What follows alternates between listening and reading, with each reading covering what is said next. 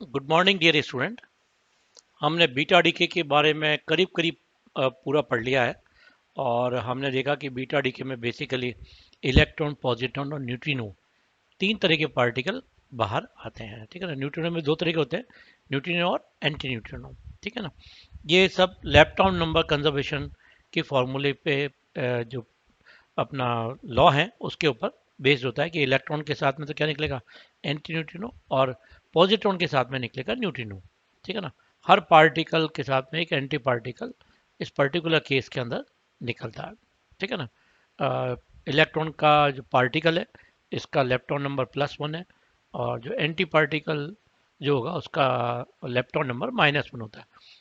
और किसी भी रिएक्शन को होने के लिए मस्ट है कि वहाँ पर अ, उसका लेप्टॉन नंबर जो है वो कंजर्व करे। तो जो छह मस्ट, जो छह लॉ जो किसी भी रिएक्शन को होने के लिए जरूरी हैं, उनमें से एक कौन सा है, लेप्टॉन नंबर है। दूसरा कौन सा है, बेरियन नंबर है। बाकी के जो चार हैं वो अपने कन्वेंशनल है, चार्ज कंजर्वेशन है, एनर्जी कंजर्वेशन है, एंगुलर मोमेंटम कंजर्वेशन है, और लीनियर मोमेंटम कंजर्वेशन है। ठीक है ना। तो ये तो चार तो जो पुराने अपने मैकेनिक्स में पढ़े हुए हैं वो ही हैं। ये दो एडिशनल लॉ है, बेरियन नंबर का और लेप्टॉन नंबर का। तो ये सब चीज़ें काम की है। तो हमने देखा कि जो हमारा बेसिकली बीटा डीके होते हैं उसके दो फिनोमिना बेसिकली हमने देखे कि एक में न्यूट्रॉन प्रोटॉन में कन्वर्ट होता है, साथ में इलेक्ट्रॉन निकल जाता है, और क्या निकलता है, एंटी न्यूट्रिनो निकलता है। दूसरी रिएक्शन में हमने देखा कि जो प्रोटॉन है वो न्यूट्रॉन में कन्वर्ट हो रहा है, और पॉजिट्रॉन निकलता है साथ में, और क्या निकलता है, न्यूट्रिनो निकलता है। ठीक है ना। ये दो फिनोमेना पॉपुलर हैं जो इलेक्ट्रॉन और पॉजिट्रॉन के लिए काम में होते हैं।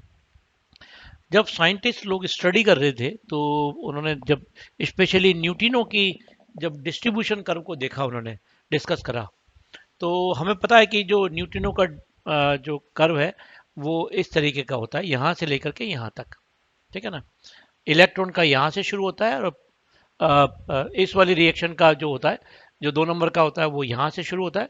और जो प्रोटॉन का होता है वो आगे से शुरू होता है। आगे से क्यों होता है, क्योंकि जब तक हम जानते हैं कि प्रोटॉन का मास कम है, न्यूट्रॉन का ज़्यादा है, तो जब तक यहाँ पे एक्स्ट्रा एनर्जी अवेलेबल नहीं होगी ये रिएक्शन टेक्स प्लेस नहीं होगी। तो ये जो कर्व स्टार्ट होता है वो आगे से होता है। ठीक है ना, शिफ्टेड होता है। ठीक है ना। ये सब छोटी छोटी चीज़ें हैं law of conservation of energy के ऊपर है, तो हमें सबको पता होनी चाहिए। मतलब ये कॉम्पिटिटिव कंपटीशन में और इंटरव्यूज वगैरह में इस तरीके के सवाल बहुत ज़्यादा पूछे जाते हैं। ठीक है ना। तो जब साइंटिस्ट लोग न्यूट्रिनो का डिस्ट्रीब्यूशन कर्व कर रहे थे, तो ये कर्व तो खैर मिल ही गया उनको, उसमें कोई दिक्कत नहीं जो हमने निकाला।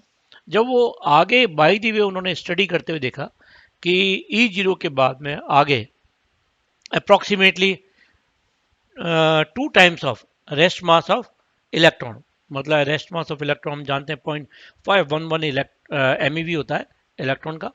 तो अगर इसको डबल कर दें तो अप्रोक्सीमेटली 1.022, ठीक है ना, MeV।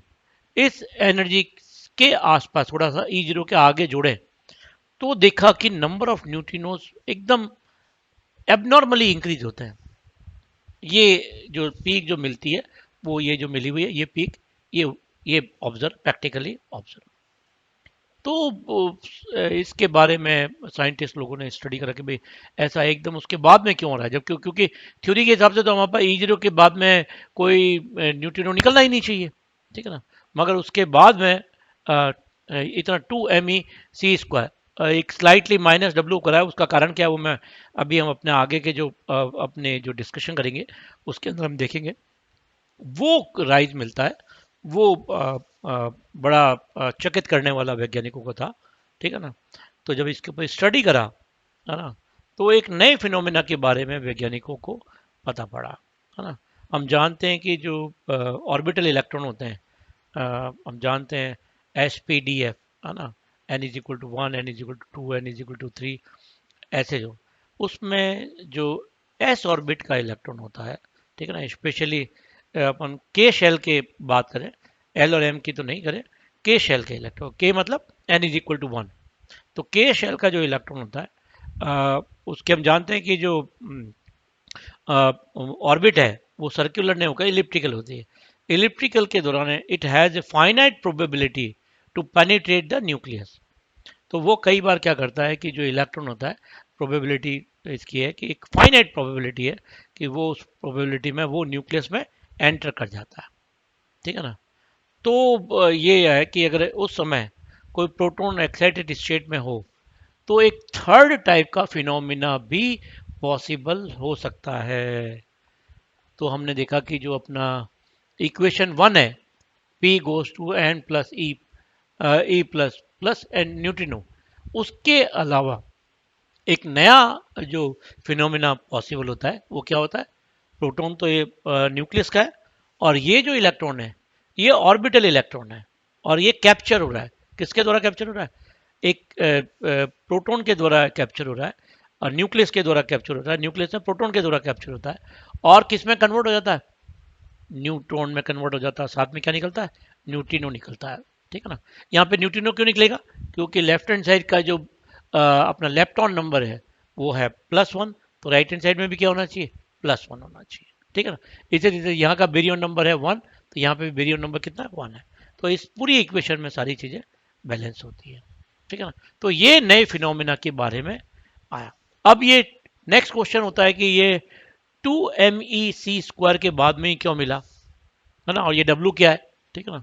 तो W तो हमें पता है कि भाई एक छोटा सा हम कह सकते हैं कि जो ऑर्बिटल इलेक्ट्रॉन था उसकी कुछ बाइंडिंग एनर्जी थी n बराबर 1 की, तो ये जो W है वो बाइंडिंग एनर्जी ऑफ इलेक्ट्रॉन है, ठीक है ना। फिर ये 2 MEC² क्यों हुआ, इसको एक्सप्लेन करने के लिए हम एक सिंपल सा, बहुत सिंपल सी कैलकुलेशन है, ठीक है ना। हम फर्स्ट और थर्ड फिनोमिना को ऑब्जर्व करें, ठीक है ना, फर्स्ट और थर्ड फिनोमिना को ऑब्जर्व करें, हम देखें कि इन दोनों इक्वेशन के अंदर मास डिफरेंस कितना आता है, ठीक है ना। ये मास डिफरेंस कितना आएगा, क्योंकि राइट हैंड साइड के अंदर अब जो थर्ड नंबर इक्वेशन है वहां पे केवल पार्टिकल के नाम पे, ये तो न्यूट्रॉन तो न्यूक्लियस में रह जाएगा, तो पार्टिकल जो बाहर आ रहा है वो कौन आ रहा है, न्यूट्रिनो आ रहा है।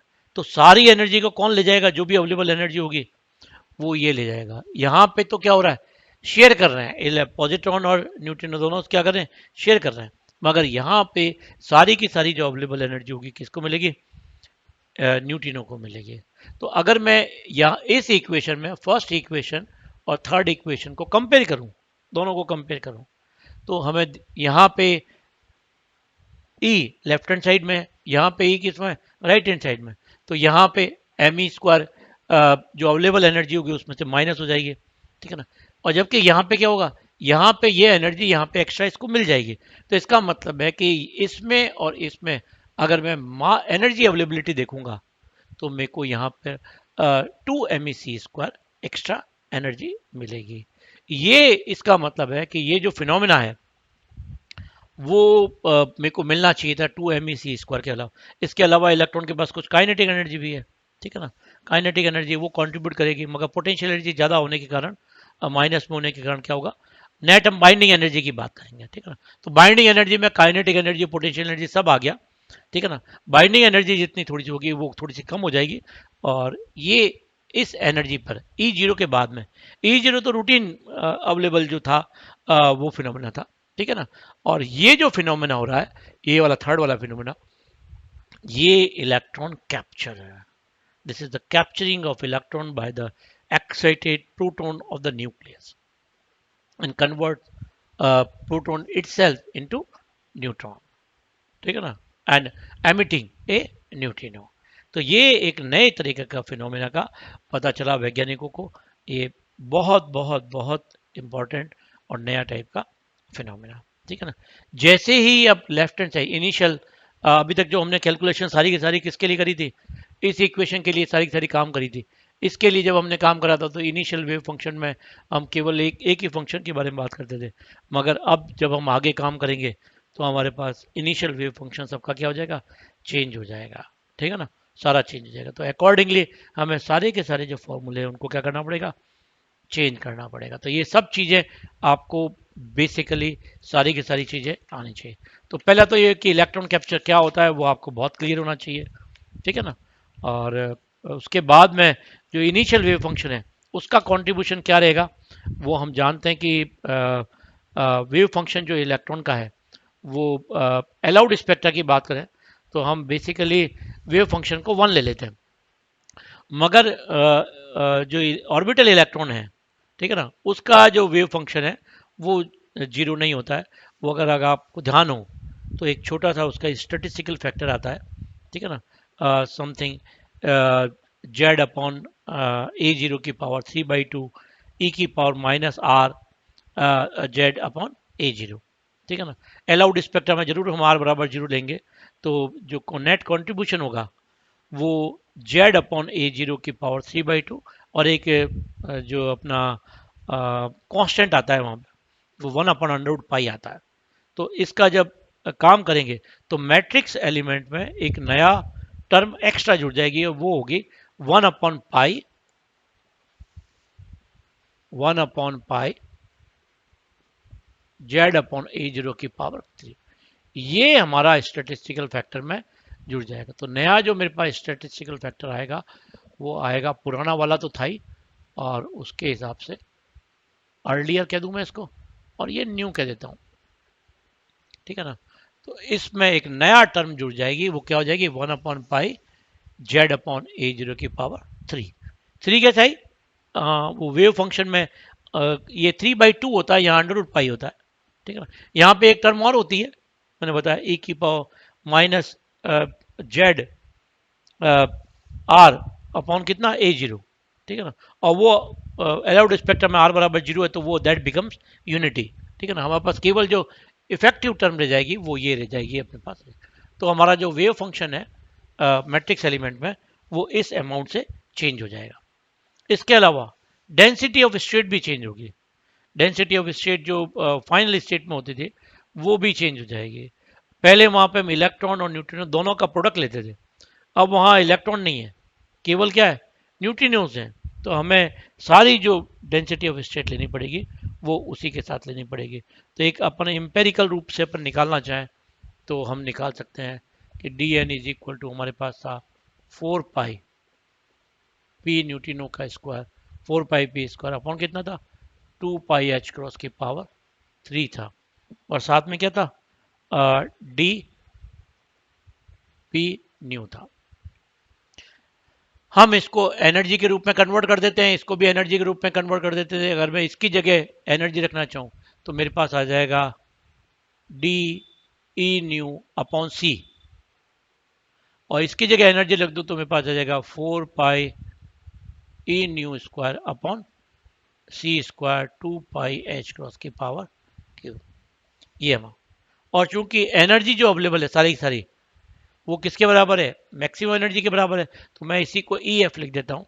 तो मेरे पास आ जाएगा 4 पाई ई न्यू स्क्वायर डी ई जीरो अपॉन सी क्यूब 2 पाई h क्रॉस की पावर 3। तो मेरे पास डेंसिटी ऑफ स्टेट कितनी हो जाएगी, D N upon D E zero is equal to 2 pi, 2 pi नहीं 4 पाई, 4 पाई ई न्यू स्क्वायर अपॉन सी क्यूब 2 पाई h क्रॉस की power 3। ये हमारा जो फॉर्मूला है वो नया मॉडिफाइड हो जाएगा। तो आपको सारी छोटी छोटी बातें पता होनी चाहिए कि भाई क्या चेंजेस आएंगे, ठीक है ना। तो ये दो मेजर चेंजेस जो अपने जो फॉर्मूले बनेंगे उसमें मेजर चेंजेस आएंगे। तो आपको सारी की सारी चीज़ों का पता होना चाहिए कि इलेक्ट्रॉन कैप्चरिंग वगैरह क्या है, ठीक है ना। बेसिकली इस इक्वेशन को माइंड में रखना है, और ये जो इलेक्ट्रॉन है वो ऑर्बिटल इलेक्ट्रॉन है, ठीक है ना। तो ये सारा का सारा अपना जो काम है वो बीटा डीके का जो जितना पॉसिबल हो सकता है, अगर अपन सिलेबस को देखें तो मेरे हिसाब से सारा सिलेबस के जो पोर्शन है, मैं एक बार चेक कर लेता हूँ, सभी अपन चेक कर लेते हैं कि सिलेबस का पूरा हो गया है या नहीं हुआ है, कुछ बचा हुआ है, जो भी होगा हम उसको भी चेक कर लेते हैं, ठीक है ना।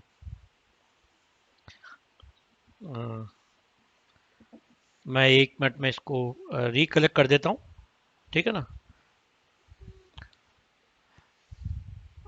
बीटा डीके का है Fermi theory of beta decay, shape of beta spectrum, total decay rate, angular momentum, parity selection rule, comparative half life, allowed and forbidden spectra, selection rule, ठीक है ना, parity violation, ये सारा का सारा काम ये था, है ना।